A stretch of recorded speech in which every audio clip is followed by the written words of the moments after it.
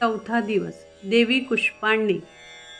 देवीची कुष्मांडी अवताराला चौथ्या दिवशी पूजले जाते आणि मनोभावे पूजन केल्याने भक्तांना देवी प्रसन्न होते असेही सांगितले जाते. देवीच्या ह्या अवताराचे पूजन केल्यास सर्व दोष नष्ट होतात असेही मानले जाते. देवीच्या ह्याच अवतारामुळे ब्रह्मांडाची निर्मिती झाली होती, म्हणून या देवीच्या अवताराला कुष्मांडी असे म्हटले जाते.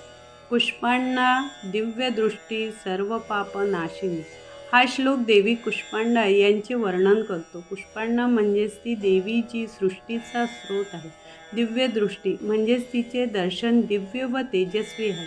देवी कुष्मांडा आपल्या उपासना सुख आनंद आणि शांती प्रदान करते, त्यामुळे ती सर्वांच्या मनामध्ये प्रकाश पसरवते.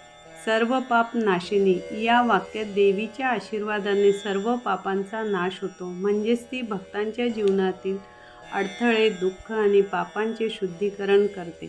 देवीच्या आराधनेने मनुष्याच्या जीवनात सकारात्मकता आणि उदात्तता येते. तिच्या भक्तीने जीवनात नवे ध्येय साधता येते.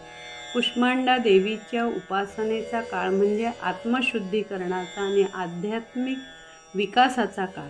तिच्या आशीर्वादाने भक्तांना अंतर्मुख होण्याची आणि आपल्या पापांचे ज्ञान मिळवण्याची संधी मिळते. त्यामुळे कुष्मांडा देवीची उपासना केल्याने भक्तांच्या मनात धैर्य, सृजनशीलता आणि आध्यात्मिक शक्तीचा विकास होतो, जो जीवनाच्या प्रत्येक क्षेत्रात यशस्वी होण्यासाठी आवश्यक असतो.